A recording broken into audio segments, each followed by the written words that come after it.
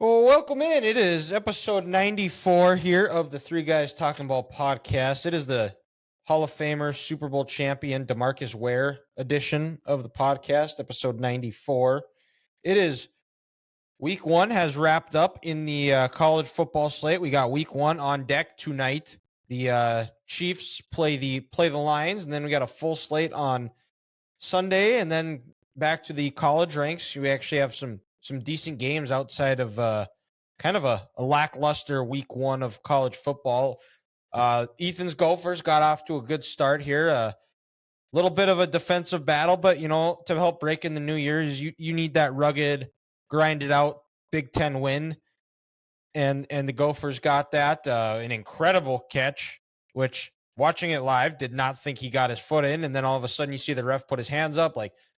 He just called that so they could review it, and then you watch it, you see the toe drag, you see the tires pop back up as, oh, wow, he did catch that. And then Saturday, not a whole lot of games. You at North Carolina lobotomized South Carolina. Sunday kind of I would say the game of the week in college football. The LSU Tigers and Florida State Seminoles. LSU led at halftime, and then Florida State just beat the doors off of LSU, a very overrated LSU team, might I add. They should not be ranked number 5 in the country. This is also, they beat Alabama. They showed out for one game. Then they also lost to Florida State last year. They also lost to a lifeless, pathetic Texas A&M team too. Jaden Daniels proved why you cannot trust him. He's too inconsistent, turn the ball over. Sloppy, classic Brian Kelly team. There's already people that want to fire Brian Kelly down in LSU. They've already seen enough. They're said, get him out of here. Bring back Coach O. And then Clemson is back to Clemsoning. They're dead. That might be the best way to describe it. Is Clemson is dead. They're pretty much written off.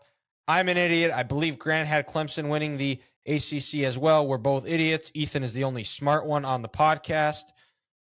Well, time you admit that, we'll look past it. And the Bison got a week one win. They looked much improved as well. Their defense, they looked flying around. The tackling looked much improved on US Bank Stadium. Hopefully there's another team on Sunday playing there this Sunday that has an improved defense as well as they take on the Buccaneers, which we'll get into here. But, guys, did you guys have any week one thoughts? Now, how are we feeling judging off of each of our teams? Are you encouraged, discouraged, kind of what I expected? Oh, and I guess, we should mention Deion Sanders won his first game. I don't know if that was ever talked about either. He did? I never knew that. That's what I heard. I didn't even know he was playing. Yeah. But I guess with the Gophers, I don't know. I shouldn't say expected because I did think there were going to be more points. Grant pretty much nailed this on the head. I think you said 17-10. 17-10.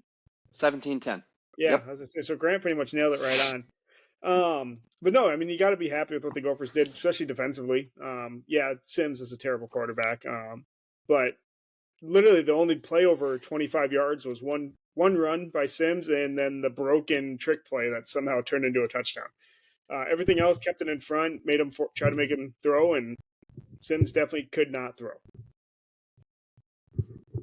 Well, I know Georgia Tech hasn't ran that triple option in a couple of years, but he threw it there last year, and he was better than that. So I don't know what the hell that was. But even then, I still can't trust any quarterback who played at Georgia Tech. So no.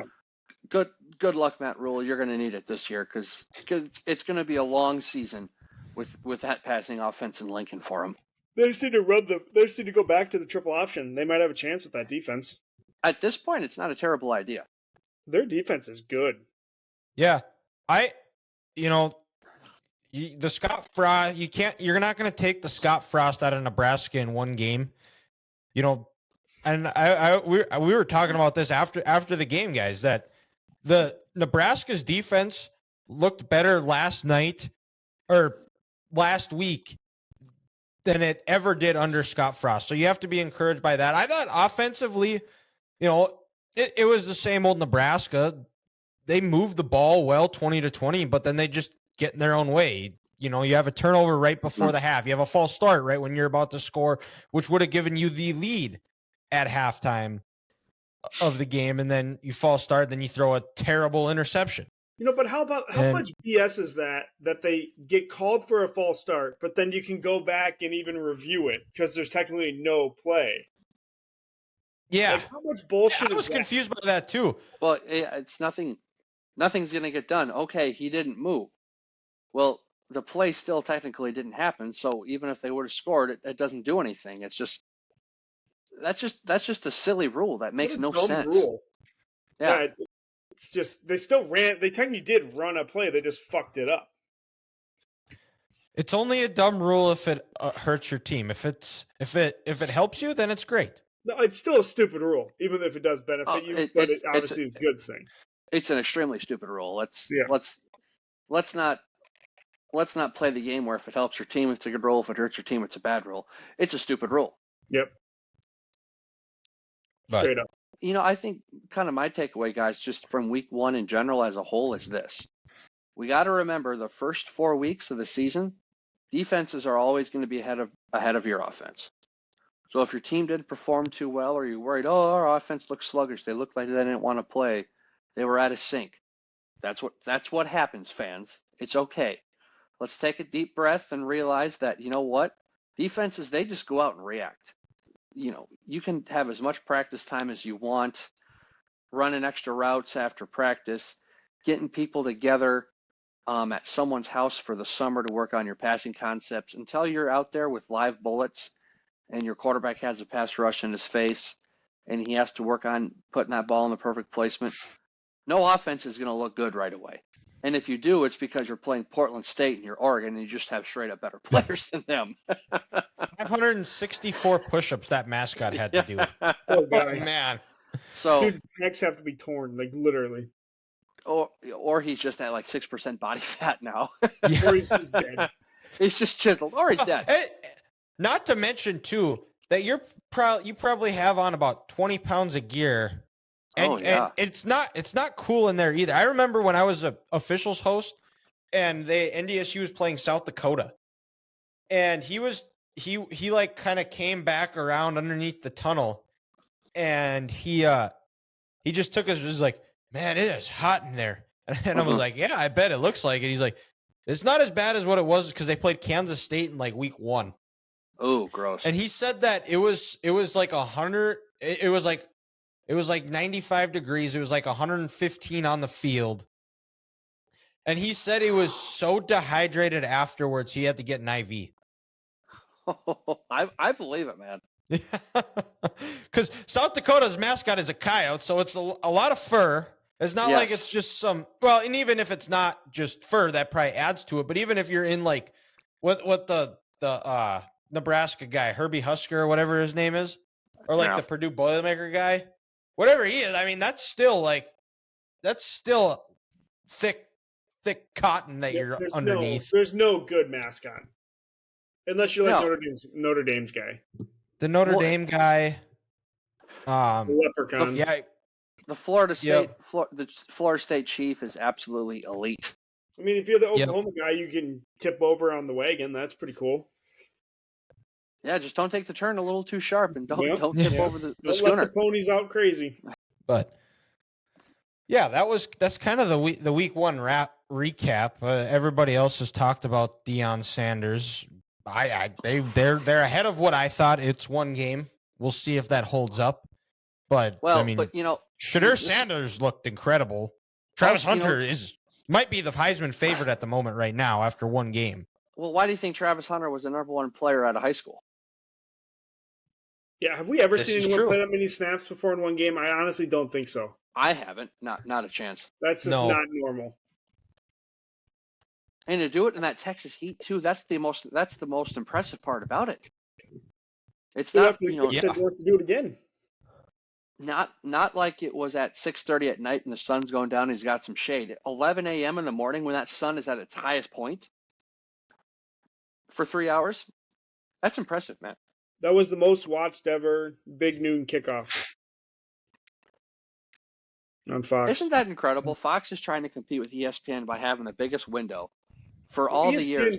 is screwed Oh, totally. because Yeah, the Spectrum thing. They're down. yeah, Like, I want to say Spectrum College now. Game Day was down like 18 or 20% or something like that. Like, That's because that in College Game Day is not what it used to be. No, it's not. I like the Big Noon Kickoff pregame show a lot more than I like College Game Day. Hell, But I don't even think College Game Day is the best pregame show on its network. If you go to the SEC, I can't remember what it's called, but with Marty Smith, Ryan McGee, and those Feinbaum and those guys, that show is way more interesting than what College Game Day is. Well, they're just somewhere in the SEC, right? Isn't it on like SEC Network or something like that? Yeah. There's a specific name to it though, just like Big Noon Kickoff or whatever. Gotcha. But no, it's crazy. Go ahead. I was just gonna say, with Big Noon, you've had Michigan, Ohio State,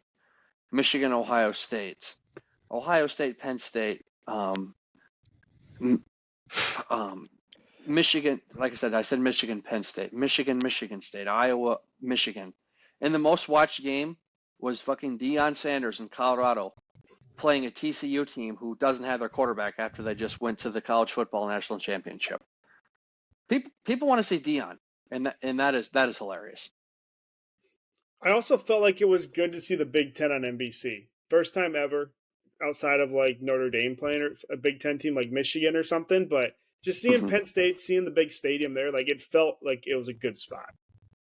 When I watched that game quick, just for like when the Carolinas game was on commercial, and that, to your point, Ethan, that just felt right. It felt like the Big Ten belonged on NBC, but that shouldn't surprise us because NBC has the best production / telecast for football, in the NFL, and it's the same people doing it for college, so that shouldn't surprise us.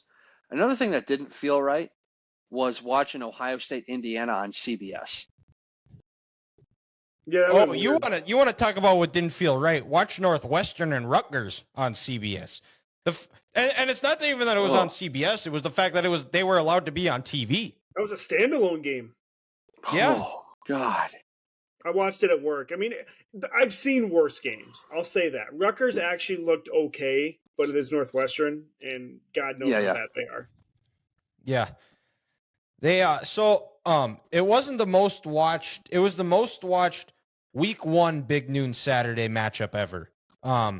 It wasn't the most watched Big Noon game of all time, but the number 1 Week 1 game, according to Deadline. Yeah, it was Week 1 Big Noon game. Yeah, because I'm guessing one of the Michigan Ohio State games was number 1.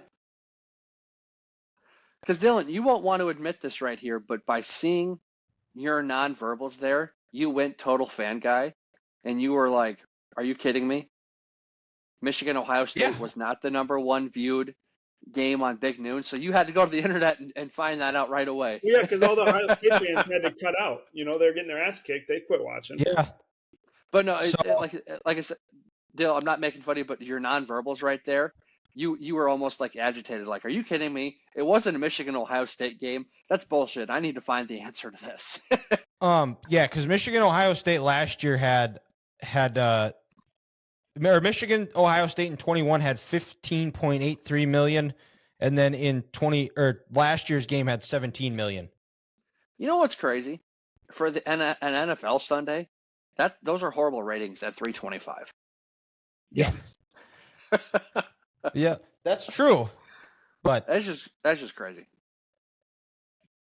But the Pac-12 is clearly the best conference in college football this year. They're going out with a bang. Last year the Pac-12, RIP. But it's also not, and I shouldn't say the best, but I mean it might be the most deepest, and they're probably going to cost themselves a playoff berth again because the QB talent is off the charts in there. I mean, you've got Caleb Williams, returning Heisman winner, DJU, who looked much more improved and clearly was not the problem at Clemson. Michael Penix is a Heisman candidate. The quarterback at Washington State, whose name is escaping me, looks really good as well. And Dante Moore, the freshman for UCLA, he looked like a stud. He can spin it. a lot of good quarterbacks in the Pac-12. You see, Bo And that's going to keep a lot of teams that Bo shouldn't be in the game. Shedeur Sanders. And then Cam Rising, who didn't play last week. Yeah, that's just insane. All the best quarterbacks in the country Dude, are in the Pac-12. If you're Arizona, like, you got to feel so just awful. Like, who the hell do they have? Some bum they found in Montana? Probably some dude whose last name is Tate, who's not that good. Didn't they get a transfer? Khalil Tate, that's who you're reference. It was the same guy as last year, I'm pretty sure, I think. Oh, is that Jaden DeLora, he's actually a pretty good quarterback, but I wouldn't sure. I've given up on Arizona athletics. You can't trust their basketball team. And at a basketball school, if you can't trust the basketball team, you shouldn't trust the football team. Fair point. Yeah. So very true. So, sorry, Wildcats. And then Bo Nix as well. We're forgetting. Well, I said that 20 seconds. I said that 2 minutes ago. You did. Well, did you? Oh, I did. True statement. I missed that part then. But Dylan, to give you credit or not shit on you here, there are a lot of quarterbacks in the Pac-12, and you didn't mention Bo Nix, and I was like, hey, I'm going to say this for him. And then you were like, oh yeah, I forgot about him. And then I said Cam Rising after that because he didn't get hurt. And then Ethan was amazed with all the quarterbacks in the Pac-12. Yeah. Yeah. Because Cam Ward or C Ward. I don't know what his first name is. Cameron Ward for Washington State. You know, put up 450 yards and 3 touchdowns last week. Is he a transfer from like Houston or something? I feel like I've seen that name from Houston. He might have been. He is from Texas. No, he was. So his first 2, he was at Washington State last year. His first 2 years actually. He started his career at Incarnate Word. Maybe that's where I've heard it from NDSU playoff game or something. I definitely heard that name. And he didn't play. He never played against NDSU because he was at Washington State last year. Okay. Already. That name sounds familiar. Well, who knows? It was actually a fairly big deal when he transferred because he transferred up. Yeah. Maybe South Dakota State played him in Incarnate Word. Oh, that could be. And your dad remembered the name and said that. I remember watching them. I remember watching Incarnate Word in the playoffs. Who they played, I don't know. Could be South Dakota State. But yeah, that is the college. Week 1, we got some better games coming up in week 2. The obvious one, Alabama, Texas. That's the big one on everyone's docket. And you know, I picked Texas. I think Grant picked Texas. Ethan's the only one who didn't have Texas playing in the Big 12 championship game. And I don't know. I don't know if this is some gamesmanship by Sark, not really kind of going with a more conservative game plan against Rice, but I'm a little bit hesitant now that I picked Texas to be one of the teams playing in Dallas on championship weekend because Quinn Ewers did not look great. We'll see when the lights are on if he's going to show out, but you know. Well, Jalen Milroe looked pretty solid. I don't how they're going to handle that raucous Bryant-Denny Stadium crowd.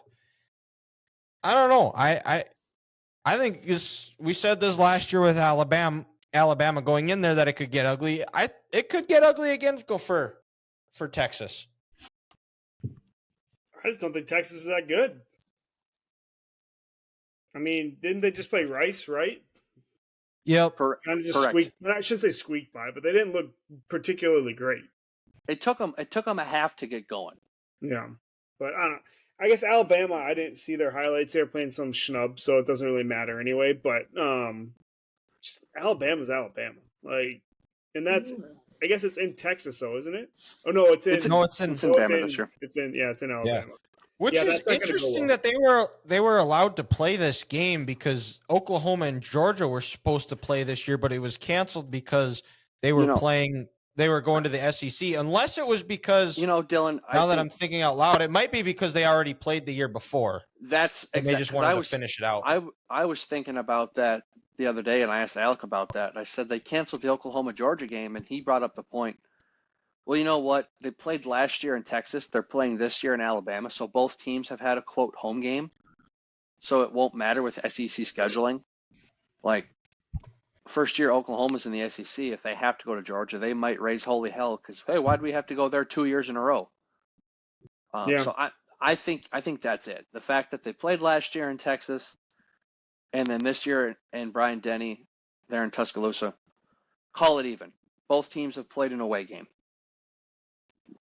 That could be it. Let's finish Because this out. if this was the year one of that Oklahoma LSU, like, yeah, you were not going to get that second game. So that makes sense to cancel that. Yep, exactly. Also, I looked it up. Ward. He played versus Sam Houston State in 2020. He threw for almost 500 yards. Okay. So I'm pretty sure I watched that game. Was that the season when Sam Houston... in the spring season. Spring season, Was that- 49-42. Was that when Sam Houston won?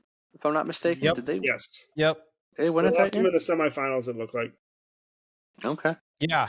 Yep. Because Sam Houston beat NDSU in the quarters, and that's who they played. But the rest of the games, a sneaky one. Ole Miss, Tulane. Ole Miss travels to Tulane. It might be first to 60 in that game. Yeah, no shit. Yeah. Let's see. Let's take a look here. What the there it is. What the total is. Total in this game. That I bet 67. I was going to say 60 something or 70 something. I think I'm going to take the over, though. I think now I'll release those on Saturday morning, but Texas A&M plays Miami.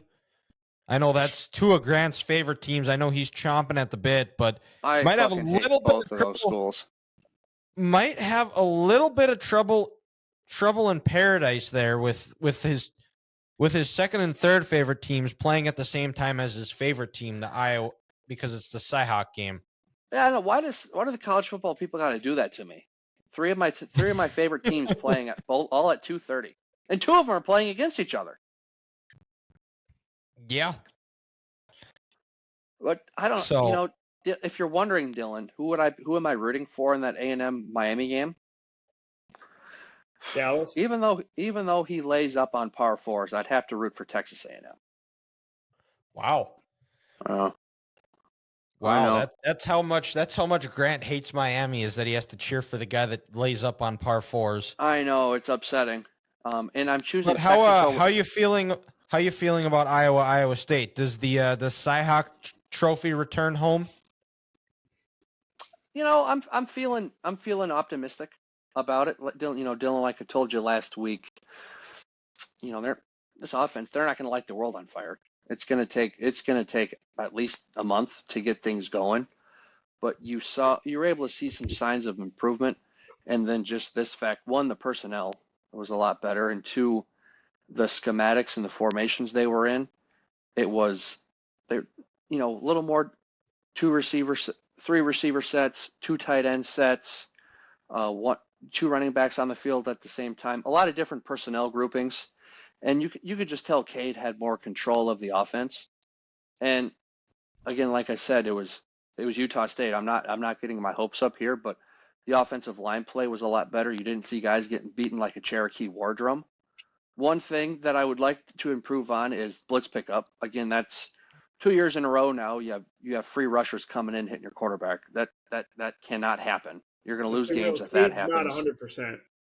No, and that thigh injury from training camp is there, and then, like I said, if he doesn't have his legs, then if this free rusher's coming in, that's bad news right there. But you could see as him and his receivers got to get some timing down. If they can get that going, like I said, which they will in weeks 5, 6, 7, it could be a good year. Could be a fun year. So, like what I saw, and you just got to remember, it's baby steps. It's not going to be great week 1, and hopefully it's not awful like it was last year. But no, I am feeling good, and the one thing I'm feeling real good about was shocking here, this Iowa defense, but how they tackled in space. Utah State, they're trying to spread you out, getting the ball on the boundary. You're on the left hash. They're on the left hash. They have three receivers out to the right. You're throwing it to one. It's essentially 1-on-2. If you don't make a tackle, they're going to get a big play. And they tackled well, and I think that's what Iowa State's going to do. So we'll see. That's why we play the game. But feeling good about the Cy-Hawk Trophy returning back to Iowa City this year.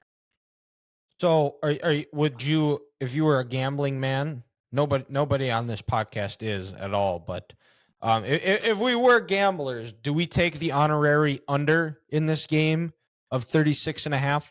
Yes, I would, because I don't think Iowa State has an offense this year. Sure, they put up 30 points last week. That's against the dying program of Northern Iowa. Northern Iowa is not what they used to be. They're garbage. They suck. This is true. Iowa State they don't have a quarterback. He's suspended. They have no players on the outside. I think this Iowa defense might only give up 10 to 13 points in this game. They only gave up 10 points last year, and they lost 10-7.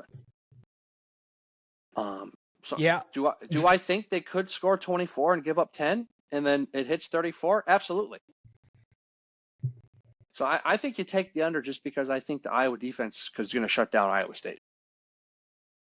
Yeah, I think it will. I think unless you just see some weird things happen, like it was 2 years ago where there was like Iowa had 3 defensive touchdowns, and just kind of that weird unfortunate bounces that go certain ways. But Dylan, I do gotta say this. Last week, seeing Seth Anderson just make a move on a corner, seeing him fall and Cade hitting him in the end zone, as a fan, it was refreshing. You're like, that was their first passing touchdown on an opening drive since like the 90s. 91. Oh, this was before Kirk Ferentz. So that's the first time in Kirk Ferentz's head coaching tenure at Iowa that they've had a passing touchdown on the first drive of the. Oh my gosh! On the first drive in the first game of the season. I can't believe it. It's the most Iowa stat of all time, isn't it? It's incredible. Yeah, it truly is. The other big noon kickoff game. It's going to Dion's Folsom Field debut. They play Nebraska, Colorado. I think Colorado's going to have some resistance offensively. I think it's going to be tough to match what you did, especially against the improved and tougher defense. Right now Colorado is 3-point favorites. There's a lot of people. That line has changed because going in, Nebraska was actually like 6-point favorites going into this game. And if you look at go onto ESPN and you look at their the matchup predictor, it gives Nebraska a 58.6% chance to win on Saturday. I just don't see that, guys. I don't see their offense putting up enough points. No, not at all. I mean, I would look at that Nebraska team, like I said, and I think it's going to be a long fall just because they don't have the personnel and offense there. I will say, like, Colorado's defense will not be as good as Minnesota's. Like, that's pretty blatant. So maybe they can wear that D-line down and then start getting something going. But Colorado's going to put up 24 plus. Like, as great a defense as Nebraska was on last week, it's not going to be the same. TC or Colorado has better athletes than Minnesota. Like, we saw that on the field. Mm-hmm.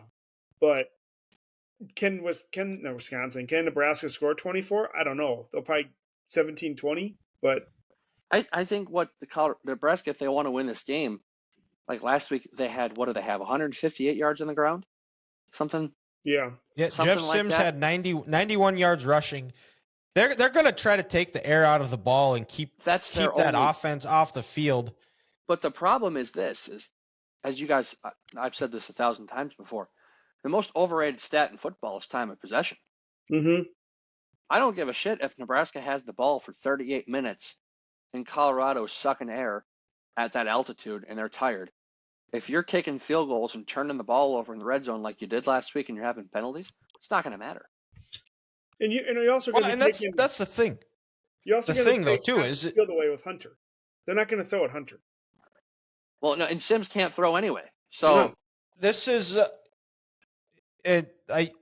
Nebraska. They move the ball against Minnesota. It's just just those minor details that, that Matt Rule has been a staple of, that he's very, focused on, and that's how he's built his programs, is winning with those minor details. If they're able to shore some of those up, they might have a shot late in the game. But yeah,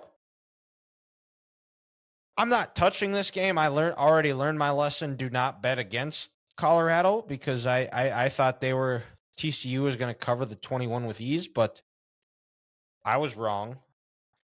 And according to TikTok, that wasn't even my worst bet of the week. But I was right on the worst one was some guy didn't think that LSU was gonna, or Florida State was gonna beat LSU, but they did. I was right. I made sure he knew about it too. But that is enough week 2 preview for college football here. Bison are gonna play Maine. They're gonna win by a lot. That's all you need to know about the Bison, the NDSU Maine game on Saturday in the Fargo Dome. So let's go to the NFL week 1. I don't even know. There's not even a whole lot week 1 games. A lot of good matchups here, but first one is Chiefs-Lions. Before we get to any games we want to discuss here, we're going to go through our division winners and our seeds for the NFC and AFC. We're going to do a surprise team and a disappointing team, and then we're going to give out our MVP. So we'll start in the AFC, and division winners here. We'll start in the East. Bills are the defending. I think they three. Is it 3 or 4, Pete? 4. It'd be 4. Yeah, I think the Bills 4, Pete. I think they're going to take another step back. My worry is Josh Allen is one hit away from being out for the year. Yep, becoming Cam Newton. But I still think there's enough talent on that roster. I think defensively, they might get off to a little bit of a slow start with Von Miller not being out there, but drafted well. I think they're going to be able to stay in and win some games. And once Von Miller gets back for that stretch run, I think that's going to help them, and they're going to be playing at their best. I think they also had a lot of, the DeMar Hamlin situation. I think that affected them a lot more than it showed. They had that kickoff return, but when everything kind of wears down, that emotion wears down, that's still a very traumatic thing to go through. And by the end of the season, they just looked ready for it to be over. But I still think the Bills are talented enough. Josh Allen's still the quarterback. I think they win the AFC East. In the AFC North,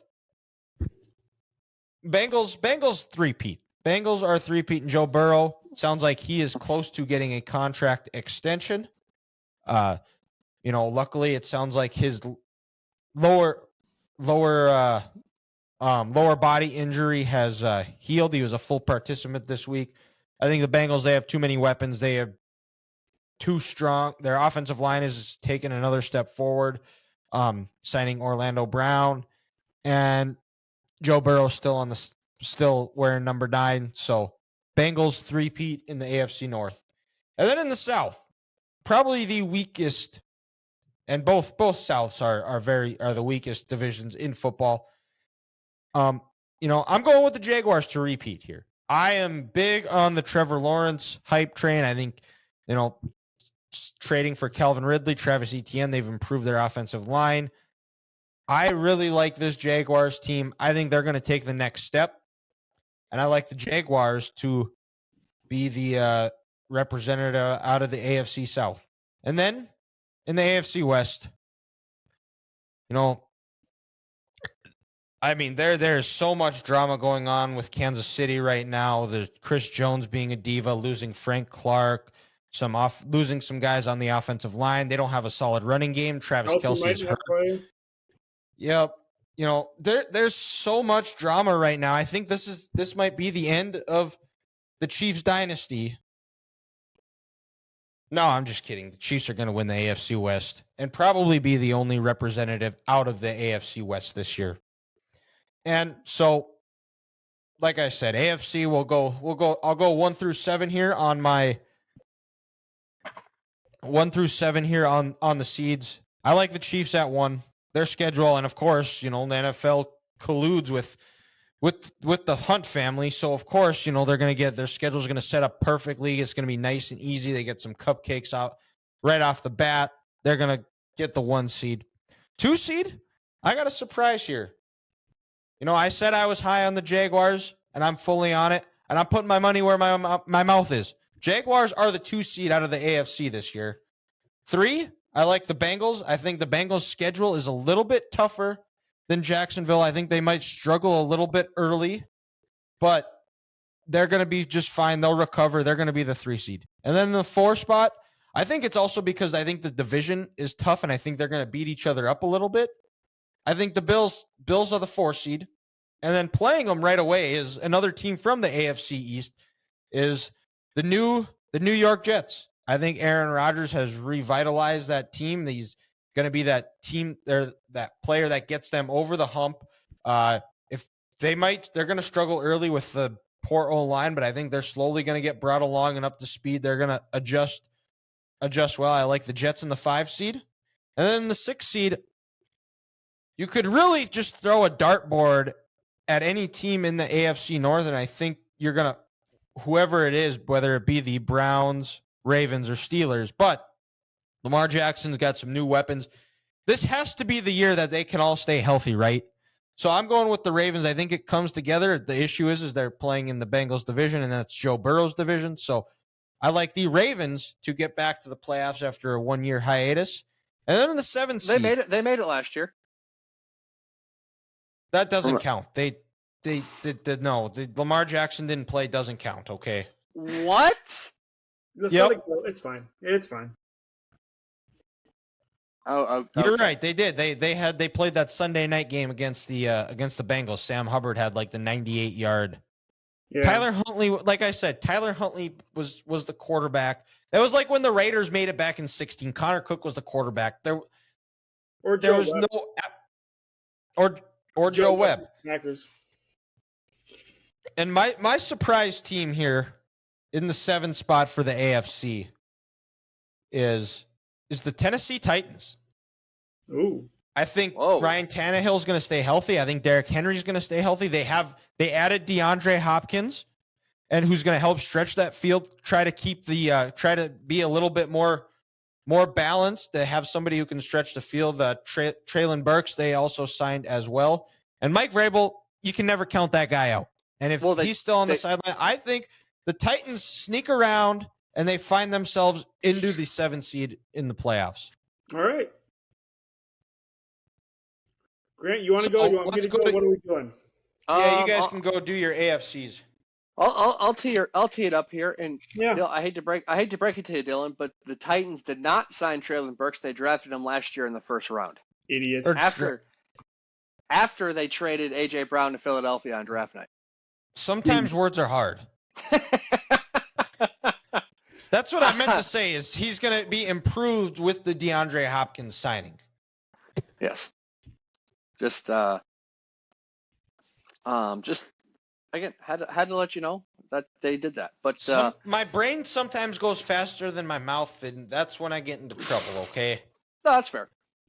And if that's the worst thing that happens, I'm doing all right, because I've found those situations where my mouth's going a lot faster than my brain, and I've ended up in a lot worse situations. So no, that's fair. But we'll get her started here in the AFC, and I'll go to the AFC North first. Dylan, I'm with you. We're gonna have a Cincinnati Bengals three-peat this year, but this to me is going to be the hardest year it takes for them to win their division, because what no one is talking about for the Bengals this year is how they have a whole new secondary. Jesse Bates is gone in Atlanta. Eli Apple's there in Miami, and people will say, Eli Apple, he sucks, blah, blah, blah. Well, you know what? If he was so bad, then the backup would have played over him last year, but he was the best option they had. So he had to play corner for him. And if I'm not mistaken, I think their other starting safety left as well. So, you draft Jordan Battle and Dax Hill these last couple of years, they're going to have to come up and they're going to have to play big. So new secondary in Cincinnati, that's going to be interesting. And I want to see what their other tackle position is like. You mentioned you signed Orlando Brown Jr. Well, Collins was hurt last year. I want to see who can come back because right tackle was a weakness for them. And Chris Jones exposed him in the AFC title game. And another thing, I've talked to some of my friends about this with Orlando Brown. The one thing we're worried about is this, is one, he's very beatable on his speed rush because he's out of shape, he's fat, and he doesn't like to move his feet. And is his game going to slip a little bit now that he got all this money? He's got his ring. He's playing the position he wants. He's got all this money. Is his play going to dip a little bit? And then also losing Samaje Perine, that I think that's big because you never know when Joe Mixon's going to menace some kids at a playground, and you need a nice backup. And I don't know if Chase Brown can be that guy. But with all that being said, last time I checked, Joe Burrow was still there. T. Higgins and Jamar Chase are on that offense, and Joe just finds a way to win games. So I think the Bengals win the AFC North. And with the East, this was the hardest one I had to choose from. I wanted to go Jets. I wanted to go Bills. I don't trust the Patriots. I don't trust the Dolphins. I went back and forth. But I'm going to go with Buffalo again, and for this reason here, guys. Leslie Frazier is out on defense. Sean McDermott's calling the defensive plays again. They're not going to sit back in Leslie's cover two and just let teams dink and dunk on him. I think Sean McDermott knows the Jets have a bad offensive line, so he's going to blitz and he's going to attack like he did in Carolina and Philadelphia when he was the defensive coordinator there, while Vaughn is out, and he's going to get more pressure on the quarterback that way. And when they end up playing the Jets, that's going to haunt them because they're going to have to talk through pass protection and everything like that. They're not going to have that communication down. And the new aggressive play style of the Bills defense is going to help them win the AFC East this year. The AFC South, to me, this is the easiest one. It's Jacksonville's division to lose. I don't think any other team in that division is particularly good. The Texans are horrible. The Colts are going to be bad. The Titans have a quarterback you can't trust. They lost a lot of players on defense, no skill players. You got D-Hop, Derrick Henry, a makeshift offensive line in Tennessee. I think the Jags got it in the bag. You grow off from last year's success. Then you also bring in Calvin Ridley, year 2 in the system with Dougie P. Trevor Lawrence is feeling comfortable. A young, athletic defense. I think the Jags roll in the AFC South. So, Dylan, I think we got all 4 division winners. Oh, and Kansas City is winning the AFC West again for the 8th year in a row. They have the best quarterback in football. Right now, they have the best coach. I think eventually they'll get this Chris Jones things figured out. Travis Kelce only has a bone bruise. And I think this Chiefs team is better than last year's team. Why? Because they're all a year experienced. The new secondary they had last year, it's their second year in the system. You bring back Nick Bolton, Willie Gay, Drew Tranquil, Leo Chanel, that linebacker room, a defensive line room that is going to take some. It's going to take some while to get going if Chris isn't there, but they'll be just fine. They were third in the league in sacks last year. People forget about that. And then also one of the better offensive lines in the league in terms of the middle 3 with Joe Tooney, Creed Humphrey, and Trey Smith. And from the reports I heard in training camp, Juwan Taylor and Donovan Smith were having great camps, and people are feeling good about them after losing Orlando Brown and Andrew Wiley. And again, you have Pat Mahomes and Andy Reid. Pat hasn't lost a divisional road game in the division yet. What makes me think anything's going to change? And like you said, Dylan, their schedule is back heavy. So it gives them time to figure things out, do what they do well, things they don't do well. And when it comes to November, they're going to be rolling. And then the first wild card team I have Baltimore Ravens. I think you add Odell, you add Zay Flowers, year 2 in this defense. Lamar he's coming off where he finally got paid. He's got a lot to show and say, hey, you know what? I can be a guy in this league, so Baltimore sneaks in. And a team who hasn't made the playoffs since 2020, but they're feeling good about their second-year quarterback, their second-year wide receiver, and their defensive front they have. I got the Pittsburgh Steelers. Ooh. A new offensive line this year. I want to say is Isaac Seumalo They signed him from Philadelphia. Broderick Jones in the first round. You have Pat Freiermuth as a tight end. Kenny Pickett's Deontay Johnson. Kenny Pickett as your second-year quarterback, like I said. I think Pittsburgh, they're rolling. And as long as TJ Watt can stay healthy with Alex Highsmith, this defense is going to get after it. And I think they sneak. I don't think they sneak in. I think they get in as the 6th seed. And number 7, I'm going to go with the New York Jets. I think it's going to take a while for this offensive line to get going, to keep Aaron upright, let him and Garrett Wilson get some connection going, and Aaron with these other receivers on this team. The Jets, great defense, but that backfield scares me. He just signed Dalvin. He hasn't been in training camp much. Breece Hall coming off an ACL tear. A tough first 6 weeks of the year where you have Philadelphia, New England, Buffalo, Dallas, and Denver in your first 6 games in Kansas City. I think it's going to take the Jets a while to get going, and that's why they're the 7th seed for me, because they're going to win some games late and barely sneak in. What do you have 1 through 4 as far as the divisions go? Number 1, I'm going to go Kansas City. Number 2, I'm going to go Cincinnati. Jacksonville 3 and Buffalo 4. Okay. And just a little bit of a teaser and a free pick here on the podcast. Grant, you brought up the Steelers making the playoffs. Steelers right now plus 2.5 week 1 against the Niners at home. Just throwing that out there. Steelers plus 2.5. That might be some easy money lock right there. of the week. One of the locks of the week. Wow. Well, guess I'll start in the AFC North. What else is new? I'm disagreeing with you guys. I'm going with the Ravens. Lamar's paid. Hopefully they stay healthy, and when they're healthy, they have a top 10 roster in the NFL. They're going to give Cincinnati everything they freaking want in that division, so I'm rolling with them. AFC South Jaguars. I'm not even going to try to make an argument for anyone else. Those teams are absolutely terrible. There's a reason they've all picked in like the top 10 the past 2 years, whatever the hell it is. Maybe not the Titans, but the Titans are trash. Sorry, Dylan.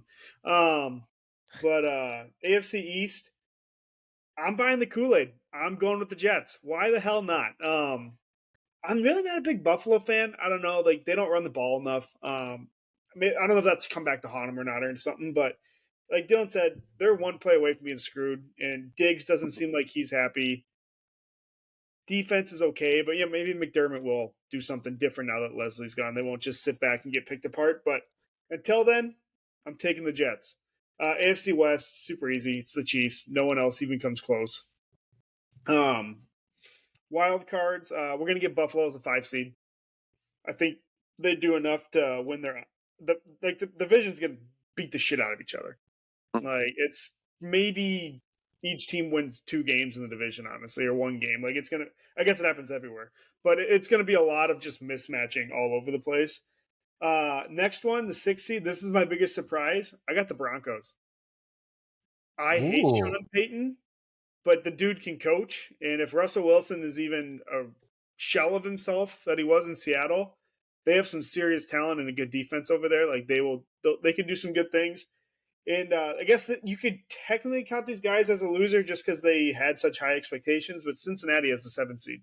Oh, they sneak in. Wow. They do sneak in at the end here.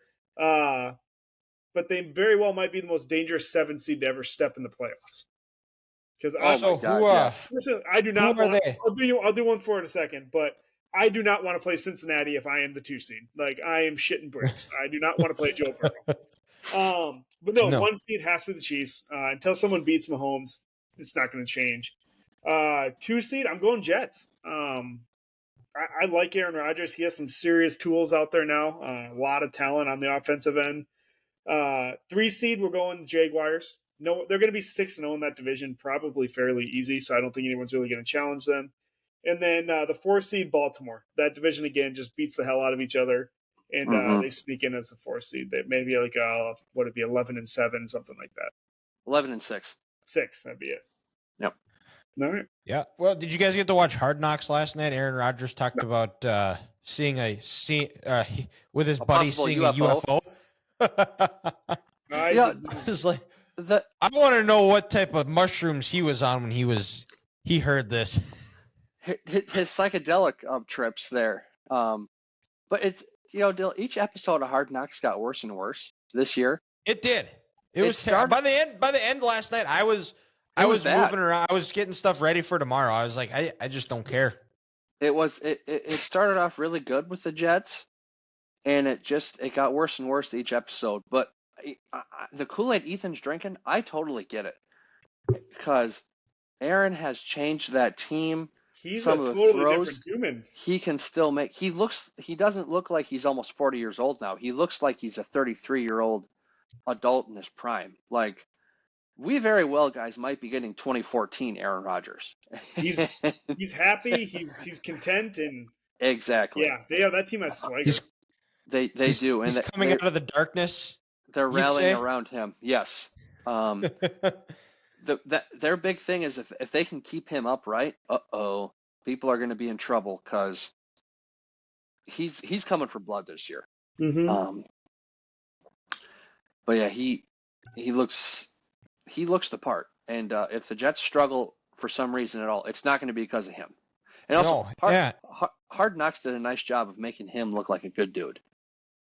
Yeah, well, that was the problem. Is why I think it got worse is because as the episodes went on, they just showed less and less of Aaron. If they showed more, and I know we made this talk of, like, an anti-Joe Buck episode of where it was just him, Jerking Aaron off. Yeah, jerking Aaron off. But it was better when it had more Aaron in it. So.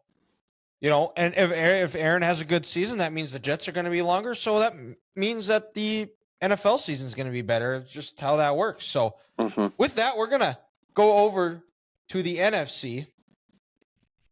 And, we'll start here. And now this is just the conference itself.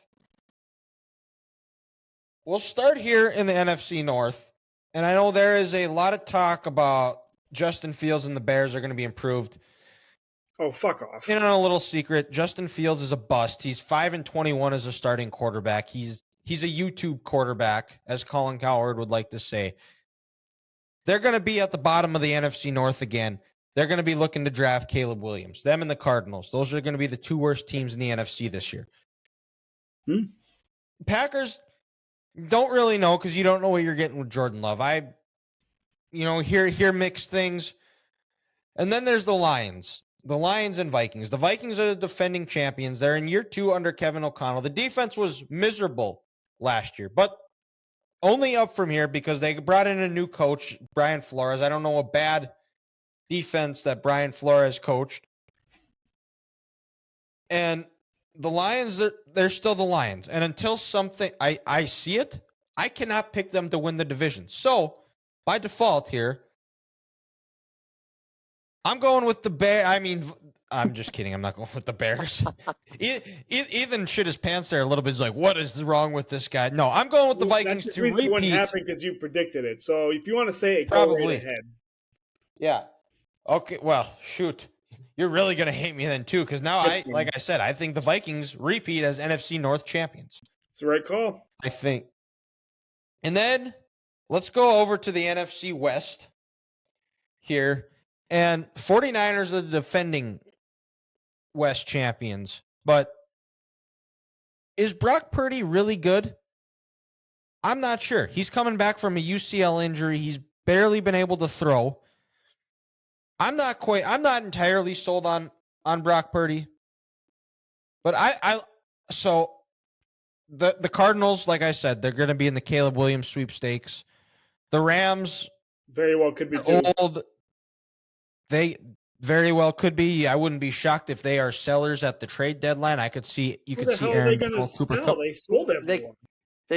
And the guys on their roster nobody wants because of the salary cap. And Aaron Donald ain't going nowhere. He'll retire. Aaron Donald will retire before he gets traded. They are. No one's going to trade for Cooper Kupp because he can't walk up the stairs without straining a hamstring. And All right, Matt Dan, we Stafford overtook can't. your predictions. Sorry.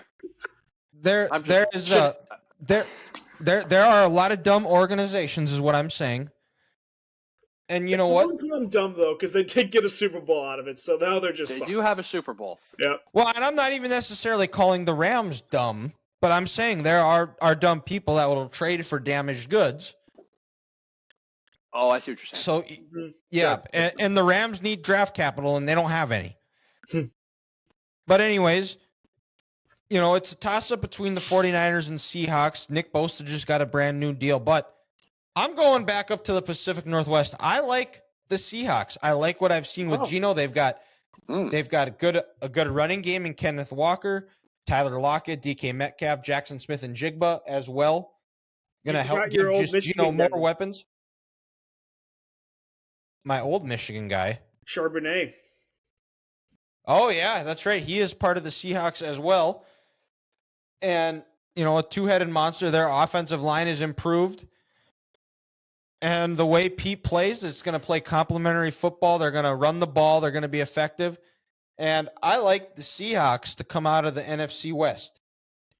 And then let's go to the NFC South. Now, also a terrible division. This is Someone's got to win it. somebody's got to win it. And you know, a lot of people, there's a lot of hype about Bryce Young being drafted by Carolina. I think he is a tremendous player. I'm very high on him. The issue is he plays for the Carolina Panthers and Frank Reich. And watching Carolina in the preseason, they could not protect anybody. Frank Reich is going to get the guy killed. And used to be a Frank Reich guy, but I'm done chaining him. I'm out. They're going to need a new head coach here. Maybe Deion Sanders. Who knows? But Oh, Jesus. the Bucks, no. So I'm back. We're going to Hotland. I'm going with the Atlanta Falcons to win the NFC South Wow. here. Damn. I think Bijan Robinson is a tremendous player. They've improved their offensive line. They drafted the offense tackle Matt Burgeon out of Syracuse, who a lot of teams had first-round grades on to help improve that offensive line. I think Desmond Ridder is a question mark. It's a fair question mark, but with guys like Kyle Pitts, Drake London on the outside, and Bijan Robinson, I think he's not going to be asked to do a lot. Just with him, less is more. Just do what Dallas should be doing with Dak is, you know, run the ball, play action, things like that. I think 9-8, 10-7, and hell, even maybe 8-9 might win this division. So I like the Falcons coming out of the NFC South. And then we're going up to the NFC East. Fly, Eagles, fly. And Well, yeah. Washington, no. Sam Howell, Ron Rivera used to be a Ron Rivera guy, out on him as well. Stop postponing your Giants, I funeral think- and just pick. You They just picked the team in I-95. You're just hitting at a guy that had cancer. Totally obvious. Yep. You caught me. Quit The postponing Giants, I your think, are going funeral. to take. God.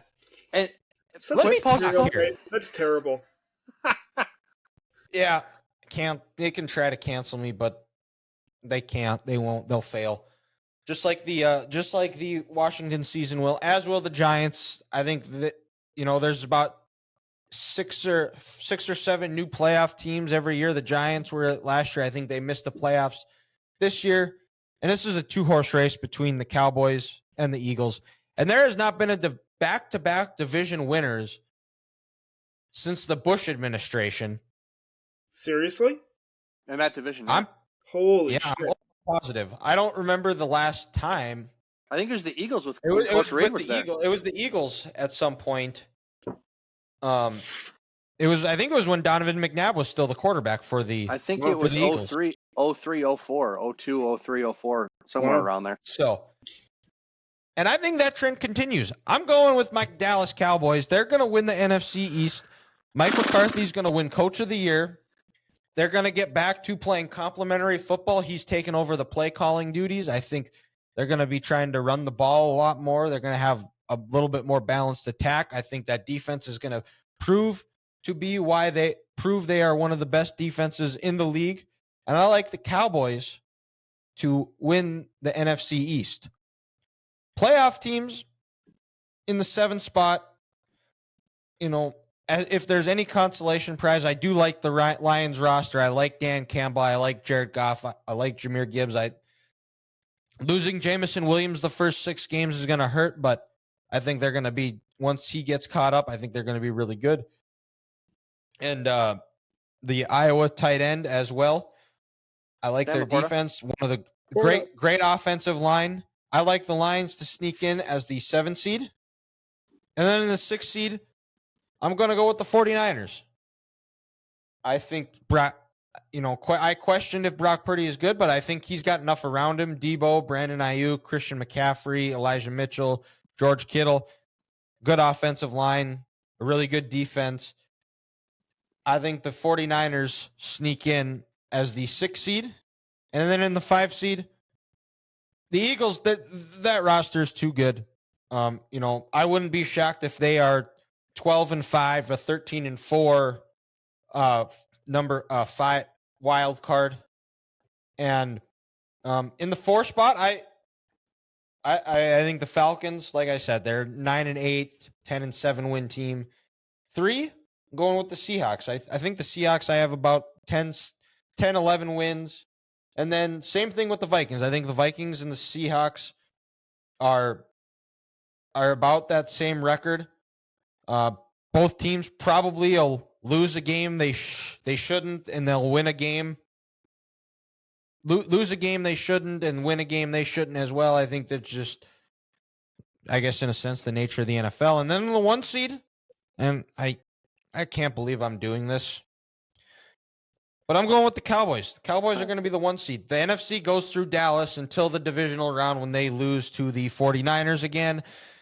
But I do believe, if we're going by if we're just looking at the rosters, I do believe Dallas has one of the top 3 rosters in the NFC. I think that's a fair statement. Can it come all together? We're gonna find out. Probably not. But you know what? I'm just gonna roll with it. Well, I'll go second again since I went second last time. And Dylan, you started in the North, right? Yes. All right. Well, I'm gonna go there, and you are there. I am there. Yeah. Thank you. That was bad. Yeah. But guys, for the North, I'm gonna be that guy. Ethan was drinking the Kool-Aid in the AFC. I'm drinking the Kool-Aid. I'm drinking the Kool-Aid in the NFC. I'm taking the Lions. You suck Dan Campbell. Wow. I'm taking the Lions. And Dylan, for the reason you said right there. Bit his kneecap off. That offensive line. They are a big, physical, nasty group. They're going to run the ball with David Montgomery and Jahmyr Gibbs during these first 6 weeks when they just have Amon-Ra and they don't have Jamison Williams, and you're trying to get Sam Laporta in as a rookie. Their front is going to be too big and too physical for other teams, and I think they're going to keep Jared Goff upright. And then also with them running the ball, they're going to limit the potential mistakes Jared Goff could make. And also the reason why I like them is because it's the same defensive coordinator and the same offensive coordinators last year. I get it. The Lions defense was not good last year to start the year. It got better throughout the year. When you have the same year with the same communication on both sides of the ball, you can go in a training camp not having to learn a whole new system. I think that benefits them compared to where the Vikings, they got to sit back and they got to learn Flores' defense. You're right, Dylan. It's not going to be as bad as last year, but they're going to have their growing pains early, and I think maybe a loss or two early is going to hurt the Vikings because the Vikings and Lions play twice in the last 3 weeks of the year. 16 and 18. 16 and 18. The NFC North is coming down to week 16 and 18. By then, I'm with you, Dylan. The Bears are going to be the last team in this division. I don't think they got better this offseason. No. And free agency, you signed 2 off-ball linebackers. This isn't 2005 anymore, Ryan Poles. Giving money to Edwards and Edmonds. So it's going to be close. It's going to come down to the Vikings and Lions in the end. And I'm going to go slight advantage to the Lions. Slight advantage to the Lions there. I think maybe like an 11-6 mark to the Vikings 10-7 with that. And then we're going to go out west. And I'm rolling with the 49ers again. Because not only do they bring back the same defensive line, you bring on Javon Hargrave from Philadelphia with Bosa, Eric Armstead, Hargrave, and then the defensive end Alshire, and another guy's last name I can't pronounce. That with Fred Warner in the front, that front seven is it's too physical. That defense, they're going to be flying around. I understand losing to Miko Ryans is going to be tough, but it's going to be kind of the same system on there with that. And then I look at Seattle. Their biggest weakness last year was their run defense, and they signed Draymond Jones from Denver. He was a nice player, but he wasn't anything great. And people are like, oh, they brought Jaron Reed back. Jaron Reed's on his fourth team in 4 years. If you're a good player in the NFL, you don't go from 4 teams in 4 years. So I think with that Seahawks defense still a little weak in the middle, I get Bobby Wagner, but when your defensive tackles can't protect you, he can't make plays. The Niners are still going to be run the ball. They're going to be physical.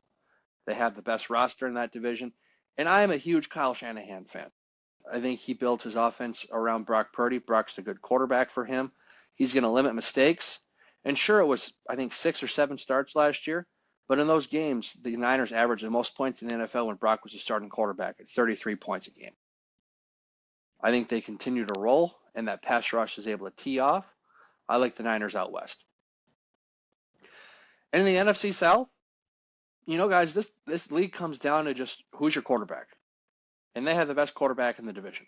I know Derek Carr likes to throw the ball to the other team sometimes, but when you throw in that Saints defensive line with Cam Jordan and how Dennis Allen as the head coach coming into the second year, the Saints, they have got a good defense. And the Falcons always find a way to lose the game. The Saints, they shouldn't. With Chris Olave, you bring in Jamal Williams. Alvin Kamara is going to come back from suspension after beating some guy up in Las Vegas. Just the fact that, and if Michael Thomas, this is a big if he can stay healthy, I like the Saints in that division. And then last but not least, the NFC East.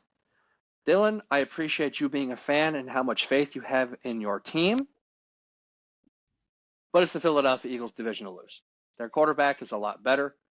Their offensive line is better. Their defensive line is better. And all 3 aspects of the game that matter those. Oh, and by the way, they have a better tight end and their receivers are better. So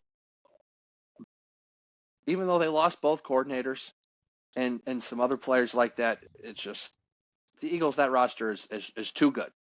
So I'm picking the Eagles to win the NFC East again. But you're not wrong. Dallas does have a top 3 roster in the NFC. Their problem is they just have to play second fiddle to the Philadelphia Eagles. Second best coach in the division as well is the Eagles. They got a fake tough guy in Nick Sirianni. Hey, but he's one competitive son of a bitch, and he'll play in the game of rock, paper, scissors till the end. Yeah, he'll lose though. So with that, I think we had every division in the AFC lineup, but in the NFC we don't agree on one. But with the first wild card, it's Dallas. Like I said, they're probably, if you ask me, they're the 3rd best team in the NFC. It's just you don't get a top 4 seed if you don't win your division, and you can't win your division when Philadelphia wins it. The second wild card spot, this is where I had the Vikings in there, guys. Like I said, I think this is going to be about a 10-7 football team. It's going to take a while to get this defense going, to improve on it, and also it's a tough schedule. It's a first place schedule. You got to play the Eagles, you got to play the Niners, you got to play the AFC West, and also for the 17th game, the Vikings have to play the Bengals this year. You got to go to Cincinnati in December. Chiefs. And the Chiefs. You got to go to Mile High. Ethan's surprise team in the AFC. I like I said, I think they're going to be better. I like the skill players. The Vikings have a lot. How can you not? JJ, KJ, Jordan Addison, TJ Hawkinson, the second year in this offense, he's going to absolutely feast. I love the tackles with Brian O'Neill and Darisaw. Bradbury, I'm not sold on. but I like Ezra Cleveland, and Ed Ingram played every snap as a rookie. He's only going to get better this year, so I think they're going to keep Kirk upright better than they did last year. So the Vikings are the 6th seed in the NFC for me, and then I like Seattle as the 7th. For every reason Dylan said, you have Geno, you have JSN, you're going to run the ball. Pete's going to shorten the game up. Just the one thing that worries me is people's ability to run the ball on them is going to be plentiful. But hey, you got you bring Bobby Wagner back, Kenneth Nwosu in his 2nd year in the system. Their linebacker Brooks, number 56, he's a stud in this league. Boy Mafe coming off on year 2. The defensive linemen always get better in year 2 because you're a grown-ass man. And their secondary is going to be good. It was good last year with Tariq Warren, Colby Wright. You draft Devin Witherspoon. Jamal Adams comes back. Diggs back there. Seattle's a good football team. Again, their problem is they're just in a tough division with the 49ers, and I think they're a touch better, but they get in as the 7th. So so far we're 3 of 3 of playoff teams. We just have the spots off. But anyways, continue with your 4 to 1. 4 to 1. Well, we're gonna go number 4 with. Wait for it here, boys. The New Orleans Saints. Just like you said, Dylan. I think they're gonna be a 9-8, 10-7 team. Hell, you could have the Vikings with a better record than them, but with the Lions winning the division, they get that. We're gonna the Lions at the 3 seed. Again, I think they're going to be better, but they're not one of the top 2 or even top 3 teams in this league. The number 2 team is the Philadelphia Eagles. It's a lot tougher schedule this year. You lose your coordinators. Can they go back to back? Can Jalen do it again? I think who knows? I think Philadelphia might be a better team, but their record's not going to be the same because they have a tougher schedule. And I'm all aboard the San Francisco train. You guys should know this by now. I had them in the Super Bowl last year. I love their roster. I love the way they play. I love Shanahan's offense. I think they're going to be the number 1 team in the NFC. Hard to argue. But start in the North. Call me a homer if you want. Kirk Cousins is the best quarterback in this division until the Lions actually show something. Yes, they had a great end of the year last year, but they didn't win it. So the Vikings are going to take the NFC North. Hey, Ethan and I agree. Yes, Prince the idiot. Loser. Yes. So yeah, whoever doesn't agree with me is the idiot. So I'm glad we've all figured this out now. So we'll go down to NFC South. What a shit division! Like this is That's awful. Just not as bad. I'm going with Grant. So Dylan, you are again the loser. Loser. Saints. Derek Carr it's crazy to me. He goes from like one of the best quarterback divisions to literally one of the worst because now he is the best quarterback in the division. He went from worst to first. He really did. But no, like you said, Michael Thomas, like that could be such a huge boost for them, even if he's remotely healthy for maybe 12 games. They might actually do something. Go over to NFC East. Dylan, if the Cowboys have a top 3 roster, the Eagles have a top 2 in the NFC. So we're going with the Eagles. I mean, they don't have a weakness. Don't have a weakness. Like it's stupid. It's not fair. And yet we're going to start to talk about a better team than them, even the 49ers. Like, Joey Bosa just got $170 million. That dude is going to go tear heads up. Like Nick. Sorry, not Joey. My bad. Nick Bosa. He's going to go kill people. Like he's going to be a mass murderer out there. So that goes to my wild card teams. This is where it gets a little interesting. I almost picked these guys as my biggest surprise winner, but I went Packers as the 5 seed. I like their defense. They've been getting more to that downhill running. AJ Dillon, and whatever the hell the other Aaron Jones. Aaron Jones. Combo they got there. And Watson, I think, is going to have a big breakout in Dobbs. I don't know how to say his name, but Romeo Dobbs. Yep. That's a pretty good for 2 rookies last year. They were pretty freaking good. I mean, Christian Watson's stats aren't going to keep going up like they were. He's not going to get 2 touchdowns every fucking game for 6 weeks in a row. He's not going to play Dallas every week. No, he's not. But sorry, Dylan. Trade dig sucks. Let's just get it over with. But good thing you traded for Gilmore. But 6 seed Cowboys, Dylan, you're welcome. they're going to be good. It's just they have Dak, so their ceiling's limited. Let's just call it what it is. They don't have Zeke anymore, so your goal line backs are probably going to get smashed at the line of scrimmage, get screwed over. I'm just kidding. They do. They always tried to trade for Pollard in Dynasty League. Didn't happen, but I tried. That's where the hate is coming from. I got it. I understand. It's a little shade. It's nothing personal. I promise. And my last team, the 7th seed, I got the Giants. I think they're going to get back into the postseason. This was Dable's second year. Yep. I think him and Daniel Jones had a good thing going. They finally got Saquon to sign, so I think that he signed, right? I'm just double checking that. I'm pretty sure he did. Yes. Yeah, for at least another year. Yeah, so I think they're going to be good. Their defense was solid last year, only going to get better. So that leads me to my top 4 seeds. Saints, number 4. Kind of by default that they get the 4 seed. All 3 of these teams in the wild card very well could have better records than them. 3 seed, as much as I want to put the Vikings up at the 2, I can't. They're not going to be better than the Eagles. They're not going to be better than the 49ers. Their schedule's an absolute gauntlet. So even if they do win the division, it's going to be definitely deserved. Unlike last year where it was, we're just going to outscore you because our defense couldn't hit water if it fell out of a boat. 2 seed, we're going Eagles. Like Grant said, they have just like the Vikings, they have the first place schedule too. It's not going to be easy. It's going to be freaking hard. They go coast to coast, like the best teams. Like their schedule's just as bad as the Vikings, so they'll get second. 49ers first. They have the best roster in all football. Doesn't matter if it's really defense, offense is even amazing. Like they literally can't do anything wrong. They were so confident in their roster, Dylan. They took your kicker in the 3rd round. What? They took your kicker, Michigan. Was it Moody? Yeah, Jake Moody. Yep. They took Jake in the 3rd round. It's a pretty big. That's how, without having a pick in the first 2 rounds, that's how confident they are in their roster. Pretty big fuck you. That's true. Also, which is interesting. And Trent Williams today. 49ers too are also a team that can never stay healthy. So, yet they still beat your Cowboys. It's hard, when the Cowboys have to play the 49ers and the refs. So, that's exactly Ethan, what it was. When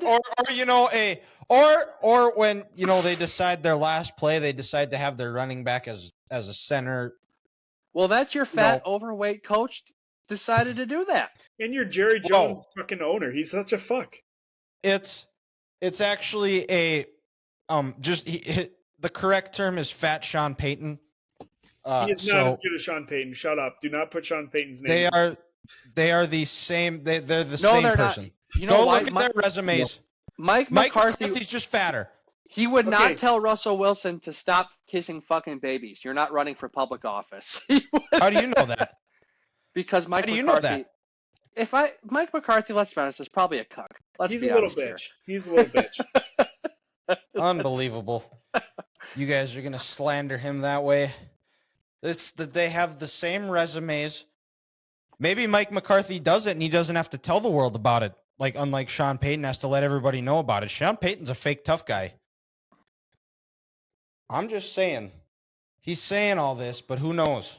MVP. But let's go to our surprise teams. My surprise team is the Atlanta Falcons. I think a lot of people have written them off. They're a forgotten team. But, they drafted Deion Sanders. It's a good time for Falcons alums, I guess. Matt Ryan doesn't have to play for the Colts anymore. Oh, thank God. Yep. I think Art Smith is a very underrated coach. I think they've made improvements to the offensive line, and I think defensively they have gotten a lot better, signing Bud Dupree, Calais Campbell. Jesse Bates. Grady Jarrett's still there. I think they've got a very good interior pass rush. And like I said, I think the Falcons win a putrid, but you can still hang the banner NFC South. For my surprise team, guys, I'm going to go to the AFC in my 6th seed, the Pittsburgh Steelers. Mike Tomlin has never had a losing record as a full season as a head coach, and that will continue this year because they got their guy in the first round in Kenny Pickett, George Pickens, Deontay Johnson. With Najee Harris, I think this offense is going to take off in year 2. And Pittsburgh is always going to have that nasty physical defense. You re-sign Alex Highsmith this offseason with TJ Watt, Cam Hayward in the middle. They're going to get after it a little bit. They're going to cause either the Ravens or the Bengals to lose that division this year because they're going to beat them late.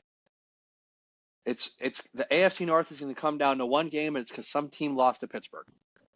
It's the Mike Tomlin effect. So I think the Steelers are going to surprise the people and make it in. Oh, God. I said the Broncos earlier. I'm tempted to do the Packers. I was looking at my notes again, but I'm going to stick with the Broncos. Sean Payton's a hell of a coach, and the only team that can beat him in the playoffs is the Vikings, and they're in the NFC, so he very well might go to the Super Bowl. Oh, God, we're screwed. Yeah, it's over. We are screwed. We don't know this, folks, but we're in trouble. Yeah. And you know what? Here's the thing. Russell Wilson's actually going to get some sleep, and Sean Payton's going to turn that organization around. Oh, it's over. It's done. It's done. It's done. False hope. Sorry, Grant. Season's over. Take the hat off. Take the shirt off. Go home. Yep, go home. Yep, strip naked. 2 and 4 years, but that's not enough. Nope, it's over. It's just imploded. The dynasty's Pat Mahomes over. cares more about the basketball court in his house than he cares about winning football games. The dynasty's over, even though it was never a dynasty, because to be a dynasty, you need to win 3. Correct. That's my stance you're finally on it. Learning. Motherfucker, I've never said that before. Oh, you've said it. All right, you're disappointing me, just like how my disappointing team is going to be the Miami Dolphins this year. You trade for Jalen Ramsey. Poor guy has a meniscus surgery. He's out till at least December. Secondary was an issue last year. The secondary will continue to be an issue this year. Your quarterback has 2 concussions last year. He's 1 away from never playing football again. How do we improve our offensive line this offseason? We don't. Against the Bills' aggressive defense, like I said, Quinn Williams and the Jets, and the lack of running game the Dolphins have, I'm starting to think Mike McDaniel wasn't the architect of that running game in San Francisco. That was Kyle Shanahan's excuse to get him off that coaching staff because he's crazy. You have Tyreek and you have Jalen. You lose Mike Gesicki to the Patriots this offseason. I think the Dolphins are going to fall, and they're my disappointing team this year. I know I picked Cincinnati prior, but I'm going to go Chargers. I think Denver overtakes them. They're not going to catch the Chiefs. Just their defense, they were pretty terrible against the run again last year, right? And they probably did nothing to actually do it, like fix it. So you want to know what they did? They let their best linebacker. They let their best linebacker go. And Drew Tranquill, 144 tackles last year, 6.5 sacks. Genius. Or no, 4.5. I think it was 4.5 sacks and a couple forced fumbles. They let him go to Kansas City. Who do they sign? Eric Kendricks. Oh, that's so right. They got older and slow. They got older and slower at the linebacker position. Yeah. Yeah, I'm going to go Chargers. Their coach sucks too. Oh, and they got Dylan's guy, Kellen Moore. True. That's why I have Dallas winning the division. Kellen Moore ain't calling plays, and that's also why they're the most disappointing team. Brandon Staley hasn't found a 4th down he doesn't want to go for. Their defense is atrocious, like you said. They got older and slower. Their offensive line isn't improved, and instead of addressing it, they go out and draft another receiver who will probably be injured and hurt frequently, similar to Keenan Allen. He'll be out. Keenan Allen will be out by week 4. And it's a shame because Justin Herbert is extremely talented, but he plays for a very dysfunctional franchise, and it's going to cost him his career. So I have the Chargers as my most disappointing team. The next Phillip Rivers. Because they didn't make the playoffs. You know what's crazy, guys? Our 2 disappointing teams play each other week 1. Yeah, that's right. They do. Disappointing is real quick. Real quick. Yeah. Yeah, well, and Grant actually has off, but usually he's getting off at about that time, and he'd be very disappointed to find out that the 225 game is going to be Dolphins Chargers. 325, sir. Thank you. 225 Mountain. Well, that just sounds stupid. Nobody talks about Mountain Time. Yeah, it just sounds stupid. Oh, yeah, it's the best time zone to watch sports. Eastern Montana.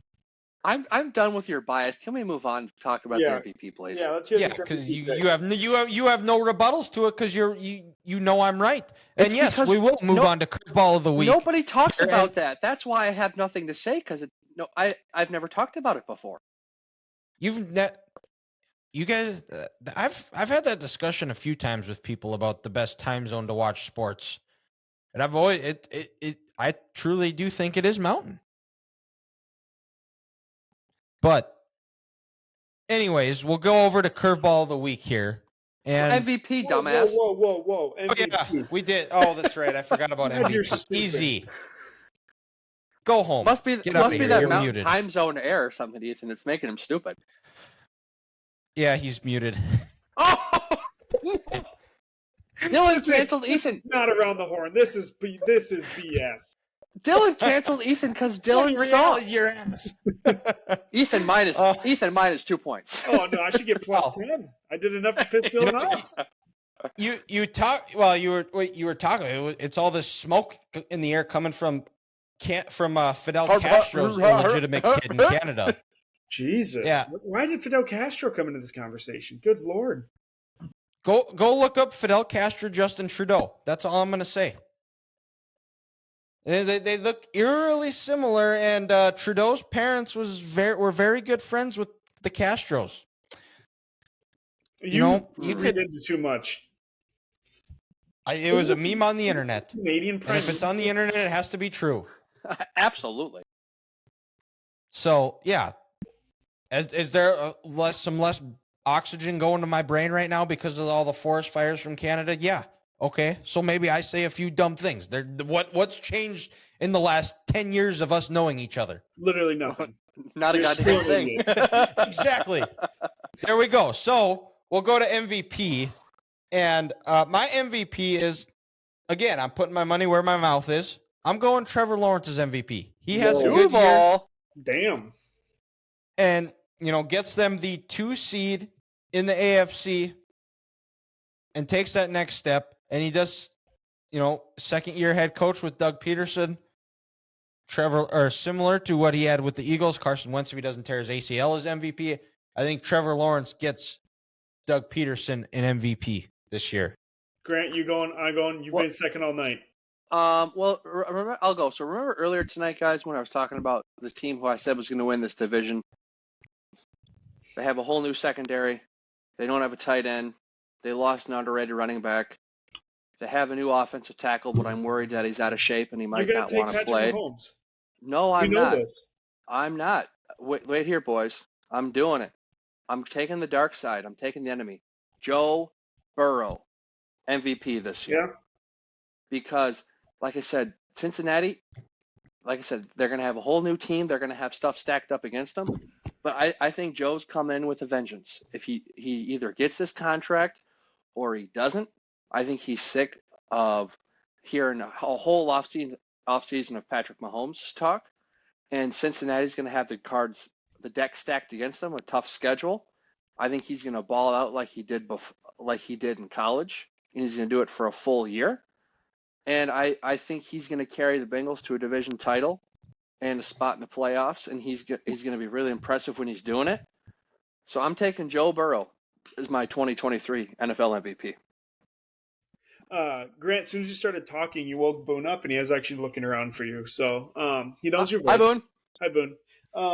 But I was going to pick Aaron Rodgers, but just saying that name, it comes off feminine to me, and football is a male sport, so I just couldn't do Aaron it. is a girl's name. So I'm going back to Lamar. He's back. He's healthy. He has weapons. Ooh. I like it. I think he's going to get a second. All right. And also, can Trevor I say something Lawrence? here? Can I say something here? Sure. I think the AFC North is the best division in football. If you listen to me and Ethan, we both have 3 teams from that division making the playoffs. I had the Bengals winning that division. He has the Ravens. So we clearly think best division in football. You win that, you deserve the MVP. Yeah. There it is. There's that. Make most sense you guys have made all night. So we'll go over to Curve. But you're still a loser. Fly, Eagles, fly, baby. That's all I Yep. have to say. Did you say cry, Eagles cry? Yeah, I know they will be crying. But let's go to curveball of the week here.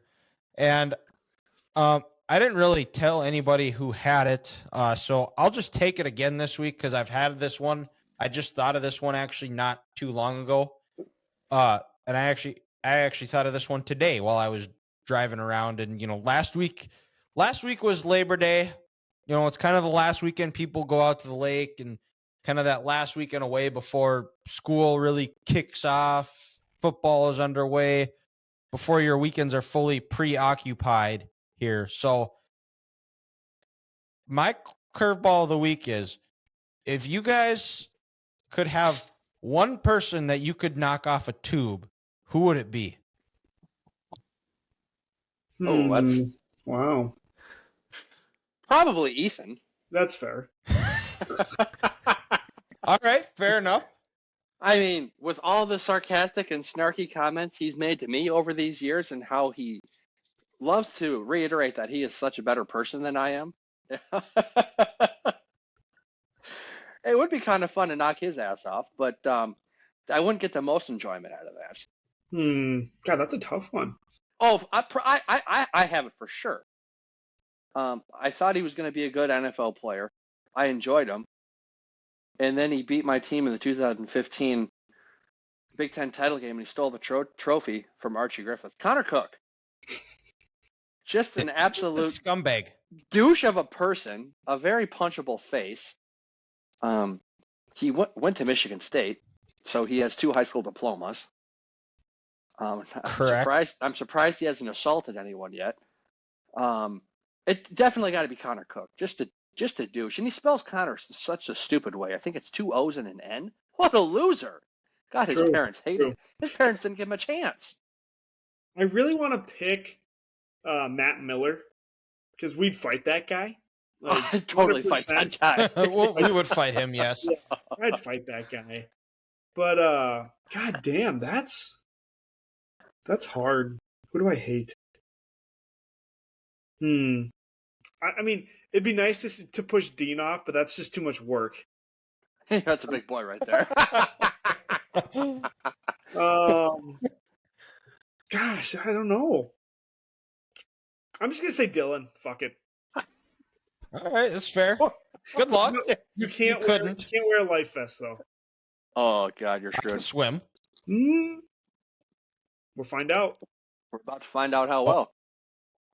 I knew how to swim. My mom made me take swim lessons all levels to make sure I knew how. All levels. So, yep, all like 8 of them. I don't know. It was terrible. My I God, hated you're them. basically Michael Phelps. Yeah.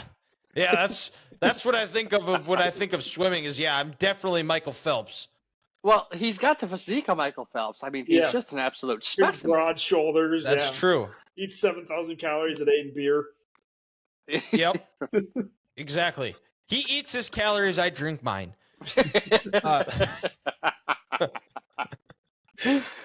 But mine, and I don't know how I thought of this, but this has been the summer of Taylor Swift.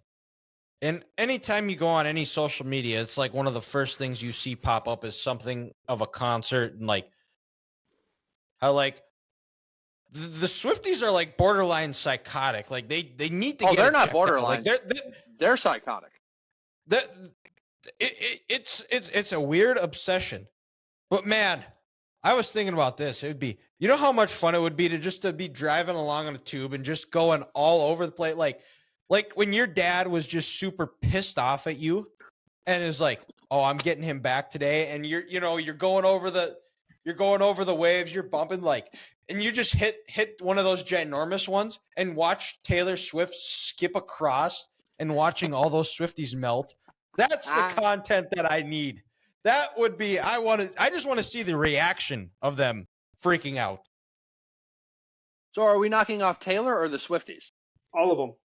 No, we're knocking off Taylor because okay. Then we'll have the whole Swifties mob after us, and I think it'd be hilarious. Pitchfork Nation is after Dylan, those bitches. Yeah, them and their adult diaper clubs. You know, I will say this. I asked my sisters if they wore adult diapers. I did not get a definitive answer. So that means yes, they Oh. did. So, well, I mean, it's pretty easy. They stole all the diapers from you. So, I mean, it's really, you don't take good inventory of it, but hey, if it's there, might as well use them. Dylan, you're actually mistaken because before I went down for that concert, I ran out of my last diaper, so I was just peeing in my underpants the whole time. No? What is happening?